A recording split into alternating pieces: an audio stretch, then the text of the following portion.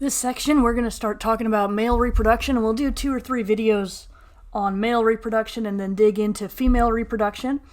And some of this we've already covered with our breeding soundness exam discussion that we were able to do the first week, so it's going to relate back to that as well. So our plan is to talk about the functional anatomy of the male to make sure we understand what parts and their jobs so that then we know that when something goes wrong, we can troubleshoot and try to determine the best solutions. Review what a breeding soundness exam entails, and interpret those results of a BSE. That is the practical aspect of male reproduction, is making sure that we have males that are able to go into the breeding season and do what we ask of them. So let's talk a little bit about reproduction in general. And reproduction is a huge impact on the profitability of livestock enterprises. When we talk about reproductive efficiency, we're talking about the percentage of the offspring or a crop of the offspring raised and marketed. So the higher the percentage of offspring raised and marketed, the more efficient you are. And so that is one of those things that we really need to be able to get them bred to be able to, and raised to be able to have a marketable product. We are looking at increasing the pounds of lamb or kid marketed.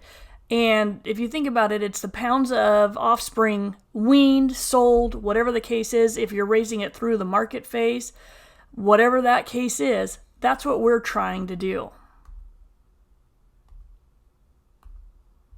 And so how do we increase our reproductive efficiency? There's a couple different ways we can do that. First is to maximize whatever our most limiting resource is. We can also look at our land and feed resources. And so this is a little about economics too. Increase our reproductive rate. If we get more ewes or does covered with less of a ram or buck battery, then we're able to have more lambs. For us, it's trying to decrease heat stress losses of embryos and trying to really maintain the embryos through the hot summer for fall lambs. And see, now increasing repro rates, sure, we could increase it by adding more animals. Not really. We need to increase the reproductive rate within our own flock as we go. The major expense that we have in operations is female maintenance, our annual cost to raise our ewes. And so what can we do to potentially be more efficient in female maintenance? Can we reduce feed costs and still keep them in excellent body condition? All of those types of things. Most of it's feed. So generally over 50% of that female maintenance cost is feed. We want to spread that out over weight and numbers. And so when you think about it, it's economies of scale. Generally, if you have more numbers, you're able to distribute that cost out more, and the cost per unit is actually less. And that's why we actually worked hard to try to increase our ewe base this summer of 2020, because we were low for what we needed for our feed resources. We needed more sheep for our irrigated pasture because that would help us distribute our costs and improve our profitability. So when we're looking at improving production, we want, it's simple, more offspring per lambing or kidding. More babies on the ground, more babies to weaning, more babies that are marketable. We want more frequent lambing and kidding. We do this twice a year, and we want to make sure everything does that. There are some accelerated lambing programs where they lamb 3 times in 2 years. So you get 1.5 lamb crops per year. Increased proportion of total females. That's what we were doing, is just getting more females in our flock because we were down on numbers.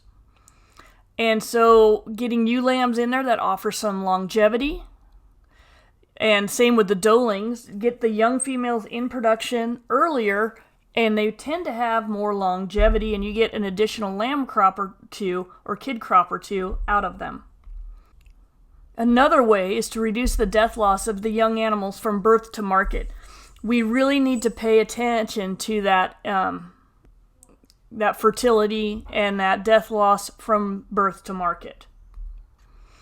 And so some facts we need to go over about the male before we dig too much into anatomy is we do need to understand that sheep and goats are very unique in that the males have the highest concentration of sperm cells in their ejaculate compared to any other species that we're talking about. So we're talking about a very low volume, generally 1 to 2 milliliters, with billions and billions of sperm cells.